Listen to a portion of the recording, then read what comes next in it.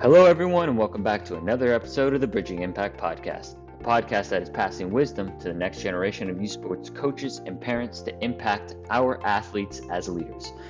Our guest today is Greg Berge. Greg is a high school principal, varsity basketball coach, owner of GV1 Leadership, has a newsletter on culture, leadership, and building teams.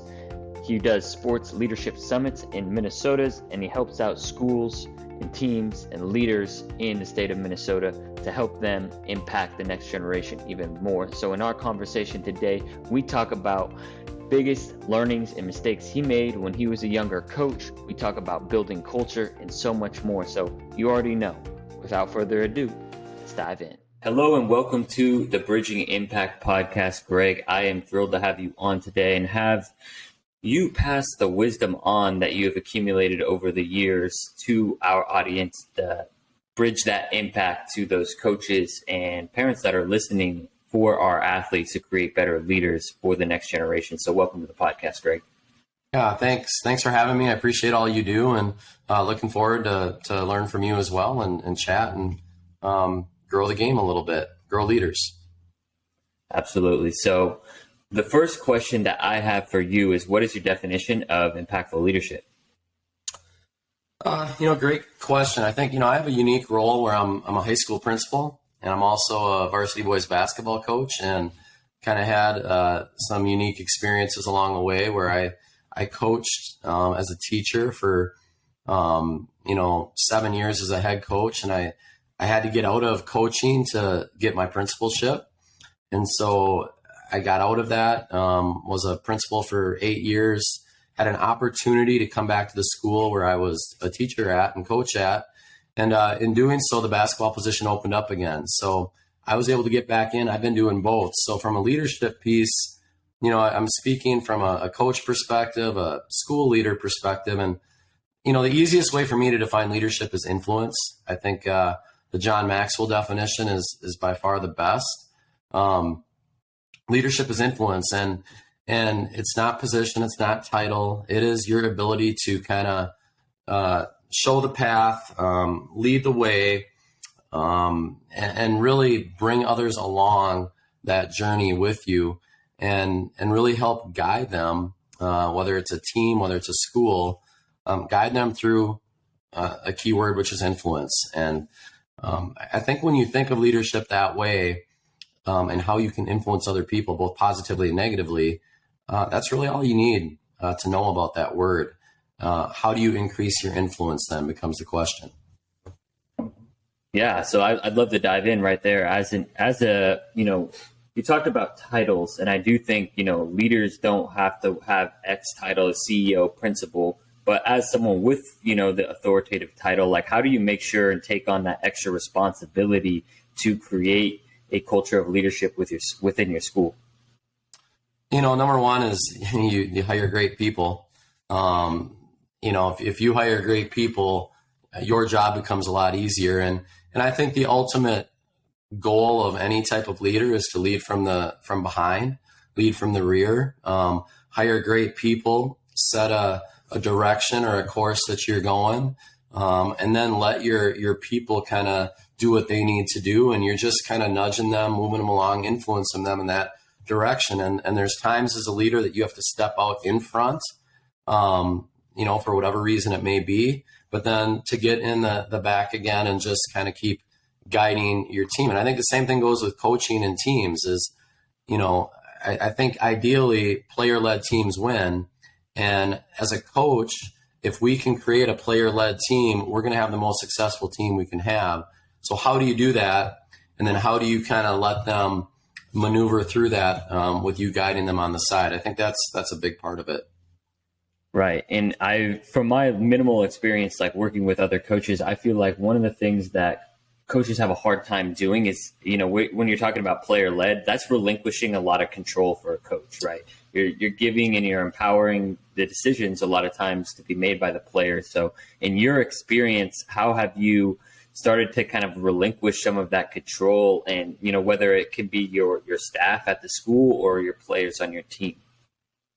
I think with the team piece, you still, as a coach, you have a lot of control over the culture. So that's a non-negotiable is the decisions that you have to make sure your culture is going in the right direction. And that's where you're non-negotiable. That's where you are firm, direct, in control. For me, here's the best example. When I was a young coach, I'd say my first 7 years coaching, I was also a football coach and I was an offensive coordinator, and I kind of coached basketball like I coached football a little bit, where, you're in control, you're calling a set, you're calling an action.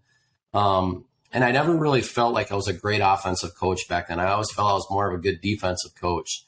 But then when I stepped away, and we had success. I mean, we won our conference a couple times. We were above 500 at pretty much every year.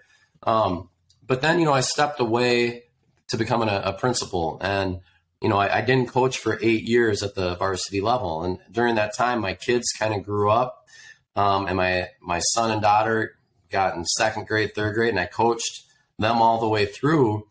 And, I remember contacting a colleague saying, what do you do to teach second graders the game? What's out there right now?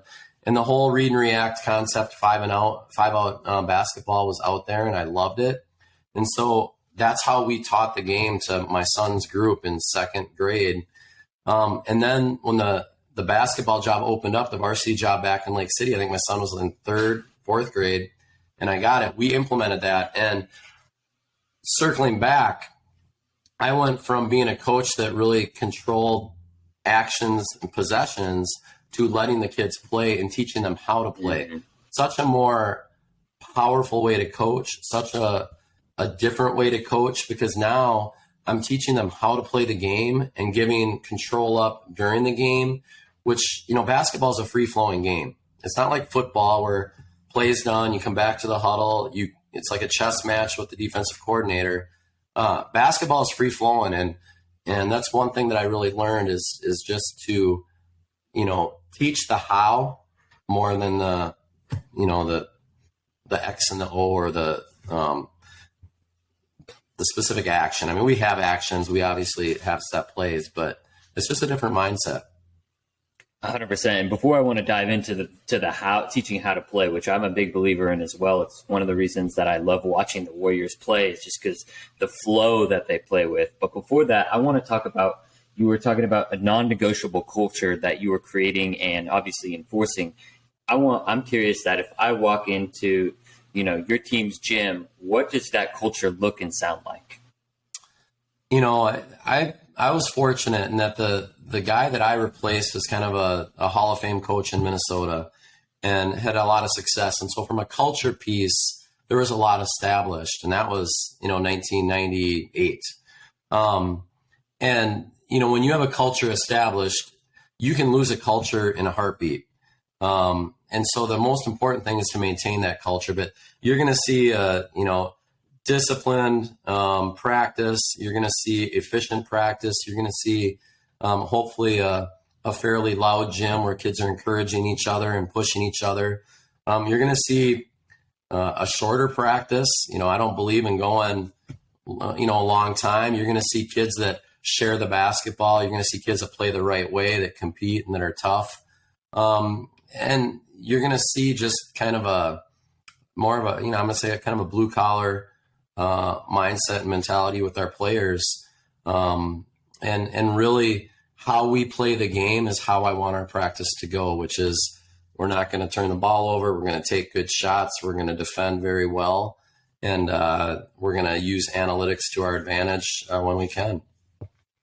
Yeah. So you're using that grit and kind of, playing smart basketball instead of, playing, fancy, right. Cross, try and, make highlight plays that look great on Instagram. You're just going to play good, fundamental, sound basketball. And I think that's really important. And so I'm curious, kind of transitioning into that second part of the question you were talking about earlier in terms of teaching how to play the game.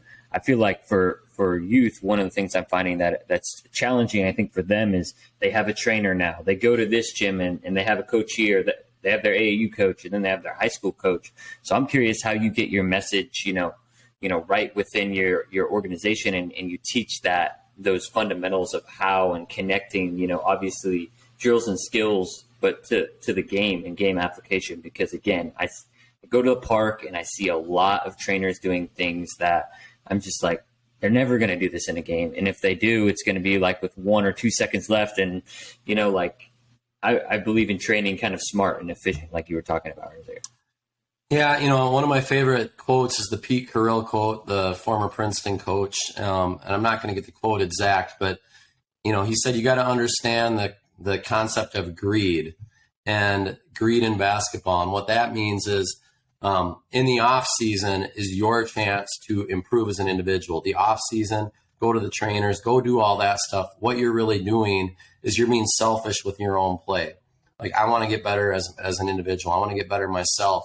But you have to understand that the second that team starts and our season starts, that individual greed that you need to have to get better in the off season goes away, because now it's all about team, and you have to bring all of that individual selfish approach to getting better, and you got to find out how your role can fit in our team.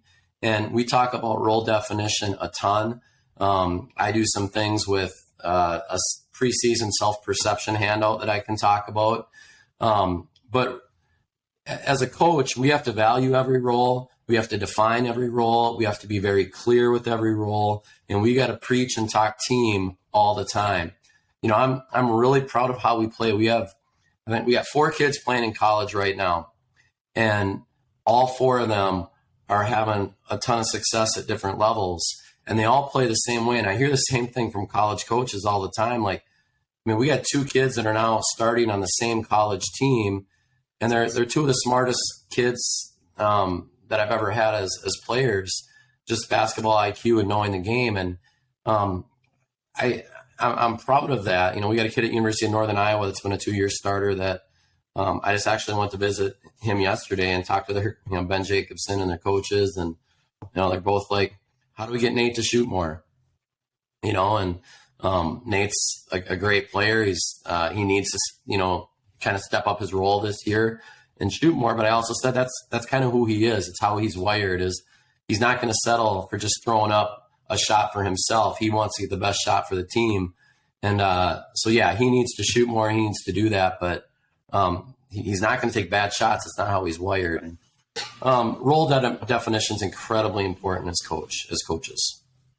For me, this is going to be my first time in a competitive coaching environment. Like I've done the middle school basketball, right? Like everyone plays relatively equally. I mean, the better players play a little bit more, but in general, like now I'm in the high school arena. So for me, what are your thoughts on how I can, like, I already know I see my team. I know some of it, right? But I'm curious, like, how you define those roles and how much intangibles of like body language and leadership and like the kind of, heart and hustle go into your roles. Yeah. I mean, I think you can view roles 2 different ways. You can view roles like skills on the basketball court, and then you can view roles like leadership. Like, there's multiple styles of leadership, and I really believe in collective leadership. I mean, there's many different ways that kids can lead. You don't have to be on the court to be a leader, right? You don't have to be playing in the game to be a leader. So roles are that's a very diverse question. But on the court with basketball, we run a 5-out read and react motion type offense. What I love about that, I can take my team every year and I can look at our skill set. And one of the first things I look at is, number one, we always work inside out, whether that's through dribble penetration or post or whatever. How are we going to get inside? Who are our creators to get inside? Who can we post up? And that's how I always start. And then, we may have guys that, not everyone earns the right to shoot, right? Shooting is earned. Shooting is earned through practice. And so who are your shooters? What's a good shot for player A may not be a good shot for player B. Maybe someone's a great screener. Maybe their role is going to be to rebound and defend. Really setting up an offense and a system centered around your creators or your people that are going to get inside the paint, and creating a system using the read and react out of that is something that I love as a coach, because we're teaching kids the how and we're defining their roles within our system, kids also have to understand that roles change. I mean, if I pull player A out of the game and I bring in someone else, we have to change who maybe we're going through. And that's really important for kids to understand. They go on an AAU team, they have different roles. They come to a high school team, different roles. Every team, every group, different role. I mean, the same thing goes with leadership. Roles. Are you a locker room leader? Are you a on the court leader? Are you a in-game leader? Are you a behind the scenes leader? Are you a humor leader? I mean, there's a lot of different leadership type of skills, and defining those for kids are important. Yeah, 1,000%. And I think one of my questions is, I'm curious, do you I'm sure as a coach, you build with that intuition, and I'm guessing you have those one-on-one conversations of, okay, I see you as that humor leader. I have one of the players on the varsity team that I'm at, he doesn't talk much, but the dude is always putting in extra shots. That's a leader, right? Because that makes other people want to, put in extra shots at the end. So do you have those one-on-one conversations with your players? Absolutely. And I do it in front of the group. I mean, one-on-one, but they all have to know. I mean, you got to really operate, in my mind, completely honest and no surprises, and talk about people's strengths and what they bring to the team, because you're showing value to that no matter their role. And I think that's incredibly important to do with a team.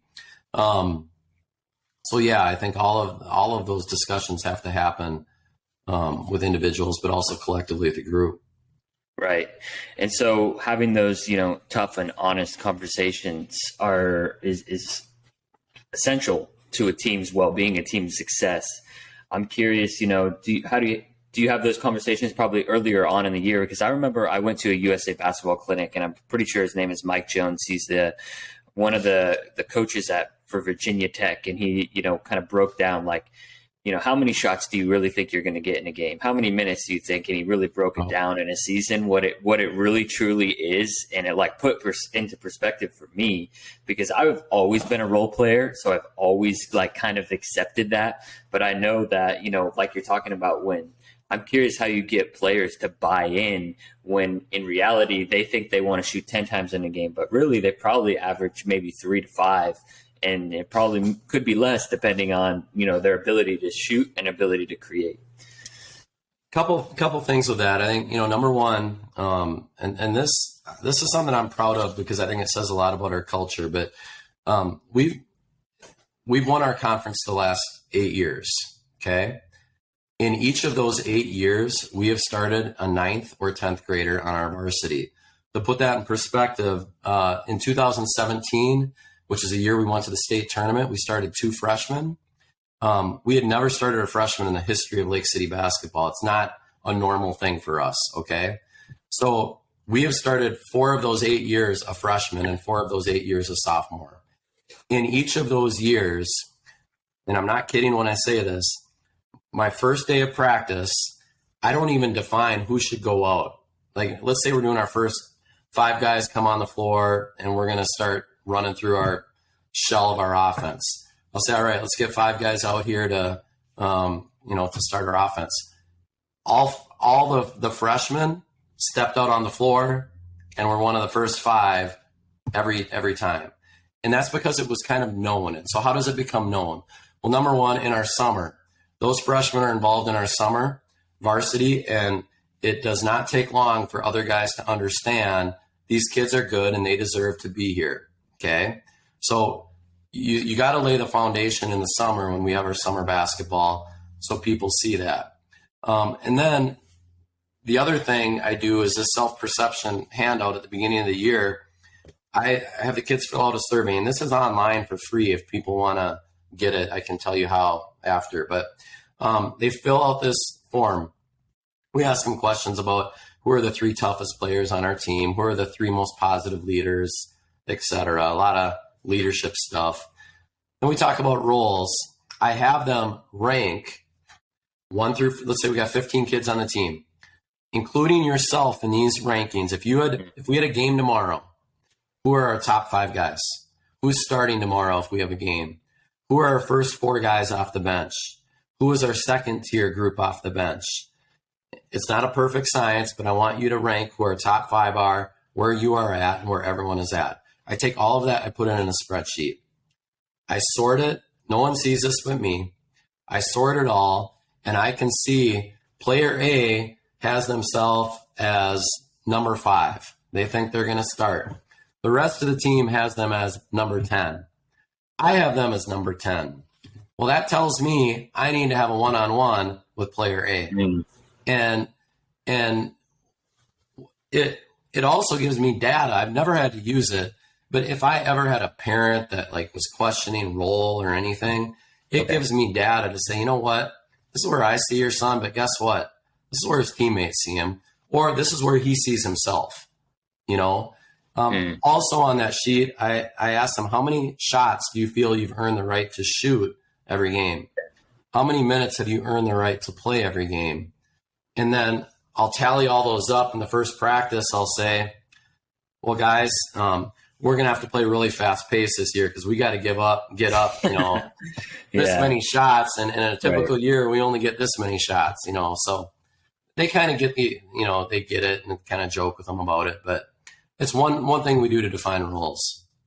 That's really interesting. And I'll have to, get that from you as well, because I feel like I'm a big believer in clarity is what you're talking about, clarity of roles. And I feel like, that self-perception, survey gives an opportunity to really, for number one, for you to have data and for you to have the clarity of how the players see their teammates.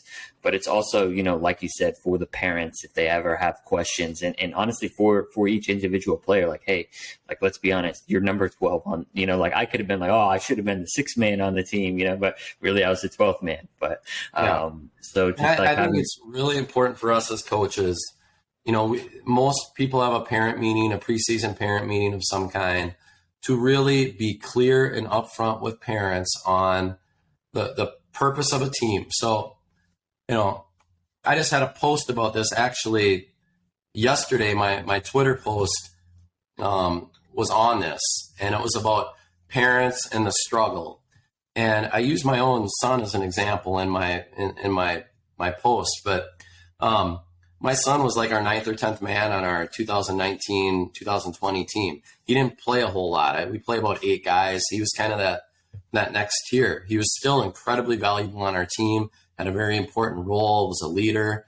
But playing time, at the varsity level, our goal is to win and to compete at a high level with the very best players we have in our school.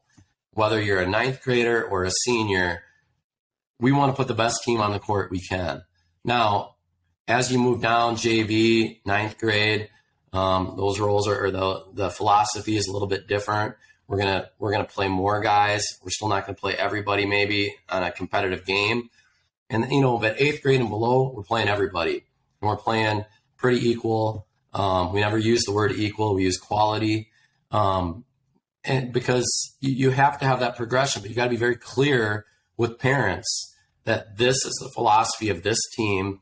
This is how playing time is going to work, so that if they ever come to you, you always have that to fall back on. You knew.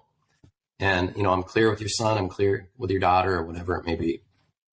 And that makes a ton of sense. And because it is like your varsity coaches are expected to win, and it's a competitive environment. So, but at the same time, I'm curious, in your culture, how do you, make sure that, because I know for me, like I knew my role. My role was going to be the energy guy off the bench. I led the team in high fives, and I knew I wasn't going to lead the team in points, assists, or rebounds, but that's okay. So I'm curious how you make sure that you tap into that 8 through 12 on your roster to make sure that they feel like equally a part of the team and contributing.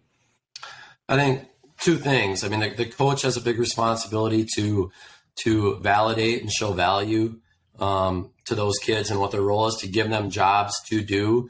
To anytime you have the opportunity in a game, whether you're winning or losing, to get those kids in to do it, and to get them playing time. We do other things, like we have Saturday JV opportunities to get those kids chances to play. But also it's about your player leaders too. They have an incredibly important job with that. They have to keep the team connected, and they're the ones that are in the locker room. They're the ones that know if things are surfacing behind the scenes, and you need them as a coach to put out those little brush fires to let you know as a coach if things are starting to heat up. Because if that's where you get into problems with the culture on your team, it's usually things behind the scenes that you're not aware of. And that's why player leadership is so important on a team. And you got to have that relationship and dialogue with your team leaders to talk about those type of things. Right. And I'm curious how you build some of those, because I've been reading, you went in the locker room first with John Gordon and Mike Smith. And I just read a chapter on connection, and I'm a big believer in connection. And that's why I feel like, some of the teams that I've been on were successful is because we really enjoyed being around each other. I'm curious, how your program fosters connection. I think we're a small school. Okay. I mean, we're a school, we have 5,000 kids in our community, 100 kids a grade. But it's one of the more successful, I would say, basketball programs in our state historically. And so there's an added benefit when you're in a small school. These kids grow up together. They grow up together. They know roles together. When I talk about our 9th or 10th graders that are having to be a part of our varsity, they know our varsity players. They're at summer camps together. They're playing with them. It's kind of known naturally because of the community that we live in. And that makes it easier than if you're a big school, you're bringing a bunch of people together that don't know each other. That's a totally different animal to try to build that connectedness. So I think we do purposeful things in our culture to try to, get our younger kids and older kids, working together. But it's easier in a smaller school. Right. And that makes sense, because now I went to a smaller school, and so that's probably why it was easier. But I definitely do notice, now we're bringing in a lot of transfers, and because here in LA, like everyone's transferring. It's like high school is college. Yeah. So it's definitely different. It's not something I'm not used to. So that'll be, an extra challenge for me, but I definitely believe that teams that are more connected play better. Yeah. And, we have the same issue in Minnesota. We've got, our 2 years that we've gone to state in the last 2017 and 19 state tournament teams, who we were rewarded with having to play up at the state tournament, 2 NBA lottery picks, Jalen Suggs and Chet Holmgren. They both played for Minnehaha Academy, which is a smaller private school. So they're in our class, a 2A school. And, they had other Division I athletes on that team as well. And, we actually, in 2017, gave them probably their best game of the tournament. It was a 4-point game at half and ended up losing, I think, by 15. And then we took 3rd place in 2019. We lost to them in the semifinals. And again, you're from a small town, but that becomes a positive for you is that role definition and the connectedness of those kids. 1,000%. Yeah, no, I think, the benefits of continuity and connection. And so with that, shifting gears a little bit, I'd love to, have you share a little bit for the newer coaches or the younger coaches that are listening to this episode on, what are, different things that you wish you knew when you were a younger coach? Yeah, you bet. It's one of the things I wrote about on Twitter that kind of caught wind. It had a lot of interaction and engagement with. And, these are not in any order, but I'll just kind of rattle a few off. And I think the first one is what I call the 20-40-60 rule, which in your 20s, I think we really worry about what other people think of us as a coach, as a person. You're always worried about what parents are thinking or whatnot. In your 40s, you really don't care what other people think of you. And in your 60s, you realize that other people were not thinking of you to begin with. And I think the sooner that you can get through that as a coach, the more important. I know coaches who have gotten out of coaching because they worry about the perception of other people that maybe their friends in our community have of them with athletes being in the program. And that can't happen. And I know a lot of athletes feel, or a lot of coaches feel that way, but you have to be confident in your own ability and know that you're doing the right thing for your team and that's all that matters. And so that 20-40-60 rule is kind of a big one for young coaches to hurdle early on.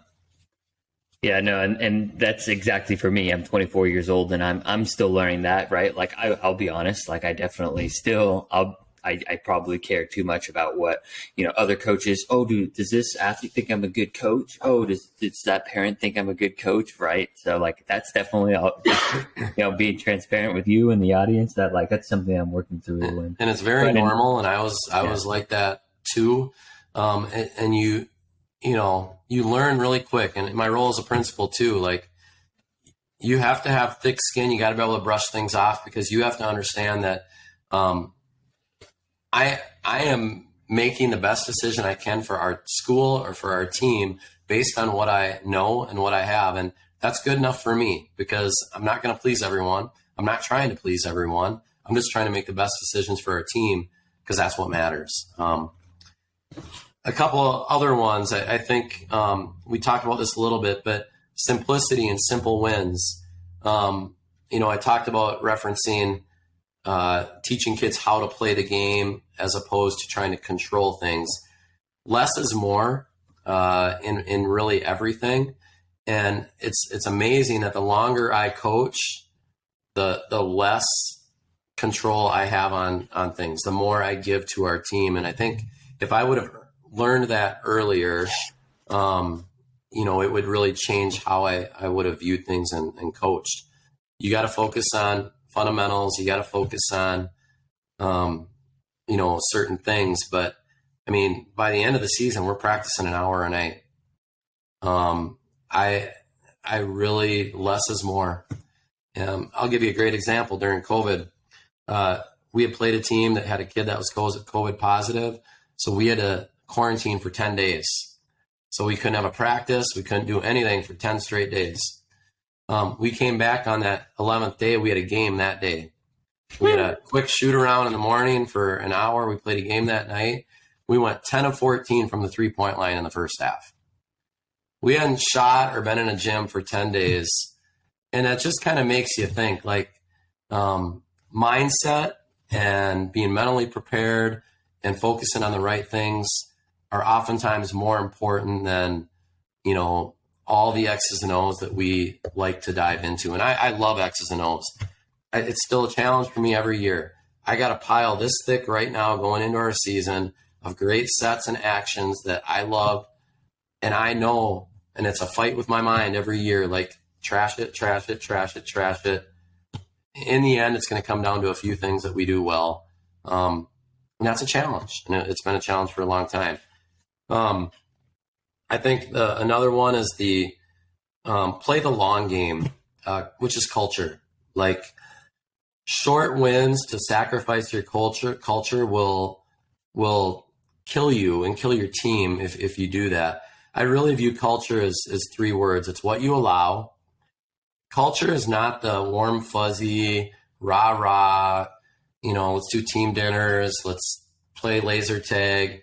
That's not culture. And I think some people feel that's culture. Culture is simply what you allow.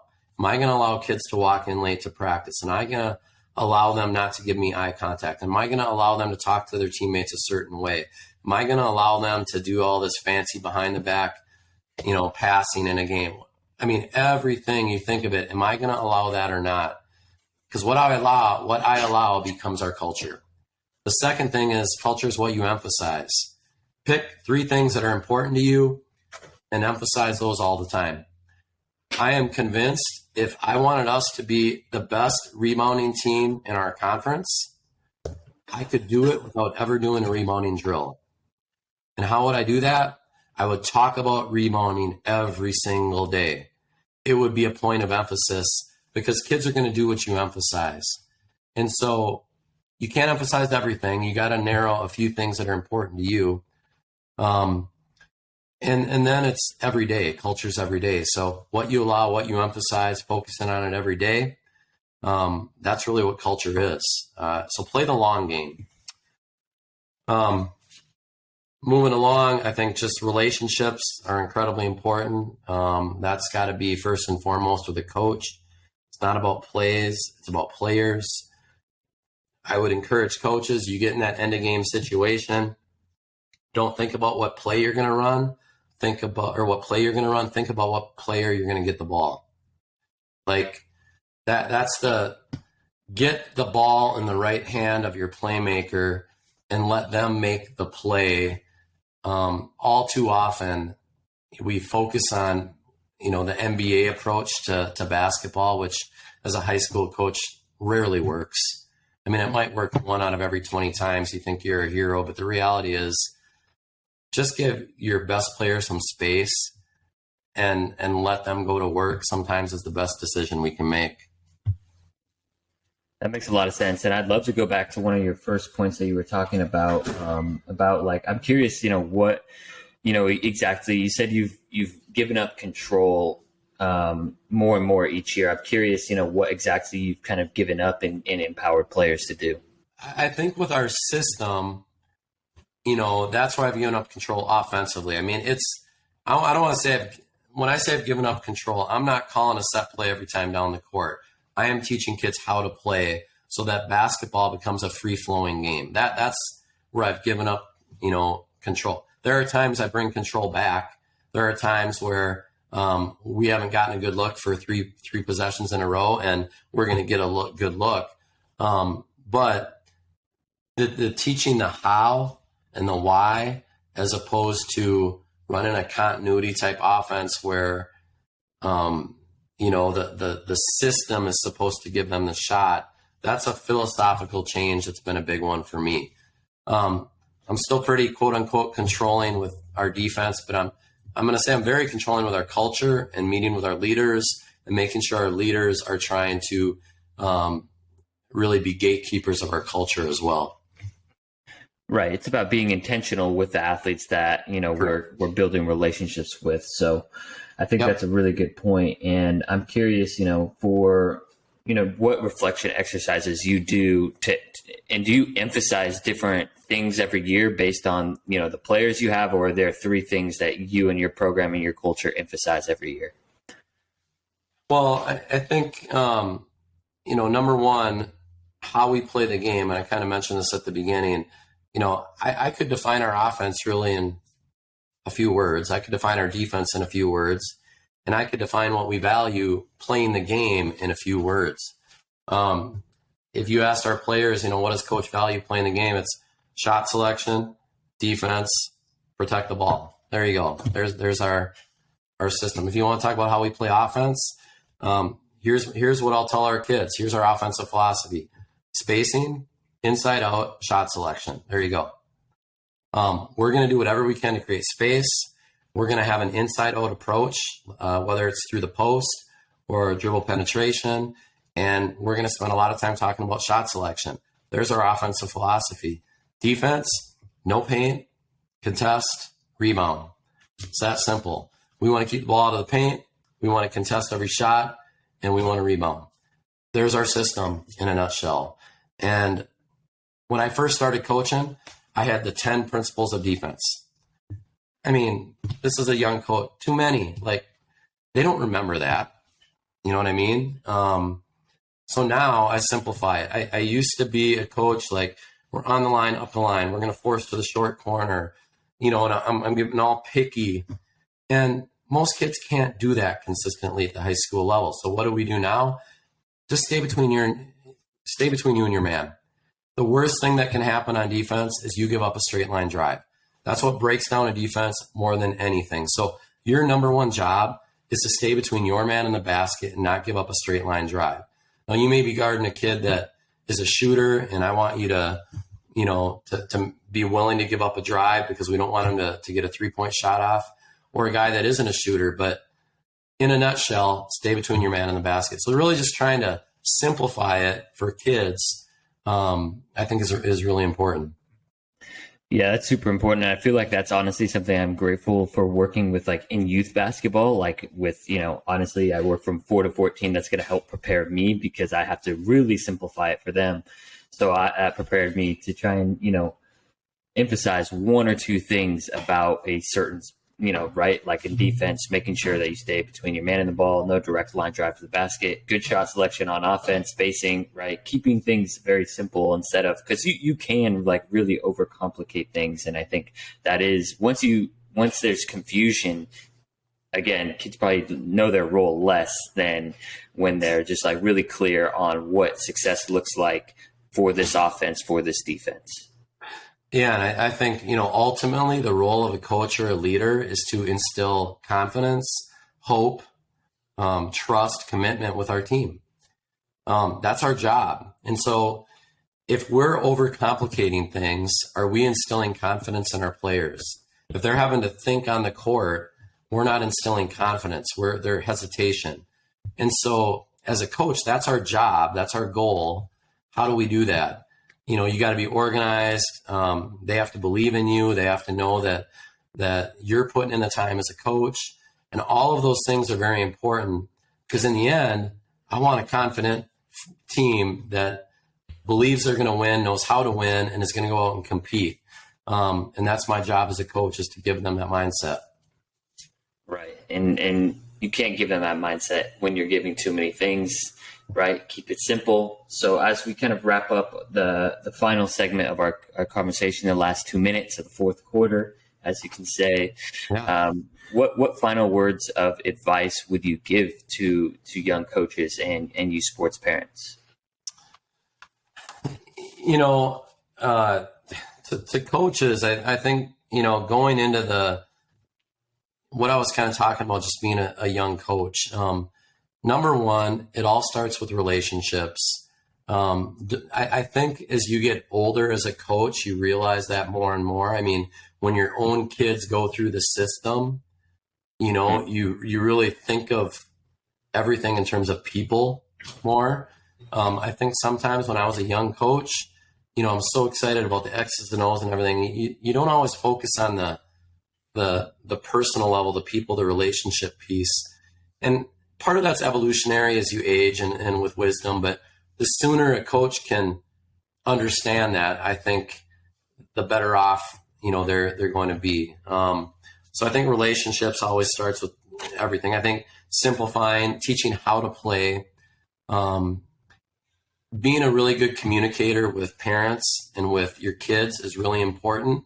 I think being a good communicator and being organized prevents a lot of the junk that has to happen or happens with coaches, with parents. Being proactive with that is more important than anything. And so not being afraid of those conversations with kids and parents, but just being upfront, proactive, and communicating effectively is very, very important. Simplicity, relationship building, communication, being upfront. I think those are all great pieces of advice that I know I'm going to try and instill into my practice as a coach. So I appreciate your time today. Where can people find and connect with you? And do you have any other resources you'd like to share with the audience? Yeah, I mean, I'm really active on Twitter. That's at GB1121. I've been writing for six months, I suppose now, daily. A lot of threads, a lot of, it's really blossomed way more than I would have thought. If you go to my Twitter feed, I have a link to a one-page site. I have a couple free resources on there. My 300-hour club off-season workout plan for our kids is on there. We didn't talk about that. Self-perception form that we talked about is on there. That's free. I wrote a book this summer called Culture Wins, that 50 ways to build a winning culture in your program. There's an EPUB version or a digital version, a PDF version, and an Amazon version. And just a newsletter. I'm writing weekly a newsletter that I'm nearing 1,000 subscribers to that newsletter. This week's post on Saturday is going to be on accountability and getting your leaders to help hold others accountable. So you can subscribe to that on my Twitter feed. Everything is through the Twitter feed. So just encourage people to check that out. All right. Perfect. We'll put that in the show notes. Make sure to go check that out, audience. there's a ton of great resources. I'm definitely going to go grab the self-evaluation sheet. And again, I appreciate your time for passing your wisdom and bridging that impact to our audience. And again, passing that impact on to the kids in the next generation. Thanks, Justin. I appreciate all you do and growing the game and growing coaching and leadership like this. I think it's awesome and you deserve a lot of credit for that. So thank you for all you do and best of luck to you as well. Thank you for listening to this episode of the Bridging Impact Podcast. We'd love it if you would like, subscribe, leave a comment and a review on whatever platform you're on. It's the best way to help us grow. We appreciate you for doing that. We'll shout you out on social media. I'd also love if you connected with me on social media. Let me know your thoughts. And this is why I do it. I want to share knowledge and wisdom from experienced leaders to people like yourself and myself, so we can have this dialogue and move forward, make an impact on the world. So stay tuned, stay subscribed. Cheers.